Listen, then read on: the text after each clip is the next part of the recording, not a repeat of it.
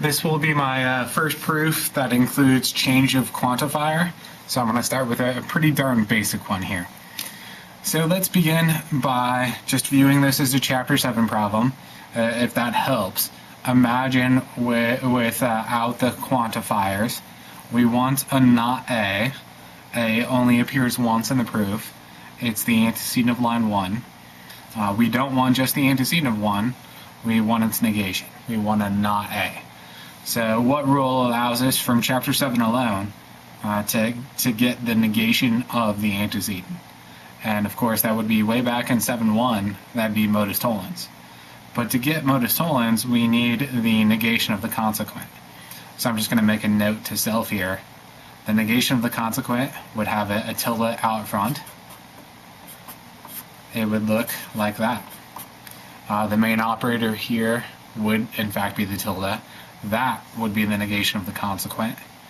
But of course, if the tilde is the main operator, you can't instantiate. So here's where change of quantifier would come into play. It starts as an existential quantifier. So we're going to change the quantifier, and there's just two of them here. So existential becomes universal. And then we're looking directly to the left and directly to the right of that quantifier. Where there is a tilde, take one away. So obviously there's a tilde in front of the quantifier, so I'm going to take it away. And when I look to the right of the quantifier, there isn't a tilde, so I'm going to add one in. I want the negation of the consequent, which would be exactly as I've written there. And then if I continue to work backwards here, thinking my way through the problem in reverse, this really is what I'm after. If I have that, then I can essentially get the conclusion. And, well, is this given to me anywhere in the proof? And obviously that's the case here. So now that I've thought through the problem in reverse, all I need to do is sort of execute the plane. So maybe less than obvious than looking at it, but I'm actually going to start with a change of quantifier and 2. 2, change of quantifier. Note that some textbooks call change of quantifier exchange, and abbreviate it quantifier exchange QE. Just two different ways of saying the same thing. Our text goes with not quantifier exchange, but change of quantifier, so I'll stick with it, the CQ here. But 2CQ, it starts as an existential quantifier, so change that to existential. And again, you're looking directly to the left and directly to the right of the quantifier that you're changing. Where there isn't a tilde, add one in. So there wasn't one to the left, I'm going to add that in. There was one to the right, so I'm going to take that away. And that's the end product of 2CQ. What can I do with that?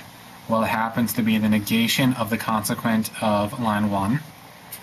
So I can now apply 1 and 3 modus tollens, and that will get me the negation of the antecedent. And the tilde, of course, will have to come out front. It negates the entire antecedent. So there's the product of 1 and 3 modus tollens. You can't instantiate the main operators, the tilde, to apply instantiation, either universal or existential. The main operator has to be the quantifier, and here, again, the main op is the tilde. So to change that main operator, apply a change of quantifier for CQ. And you could also see that coming by looking at the conclusion. Our line 4 matches almost perfectly with a conclusion, but the quantifiers are different, and we got a tilde issue here. We don't want a tilde out front, we have one. We want a tilde to the right, we don't have one. Change of quantifier will solve both of those simultaneously. So change that quantifier, universal becomes existential. There's a tilde out front, so I'm going to take that away. There's not a tilde to the right, so I'm going to put that in. And a real short proof, again, just to get it started here. My line 5 is the conclusion, and it's a pretty basic rule. Now, of course, it'll get a lot more complicated from here. Always easier said than done, but that's a good starting point.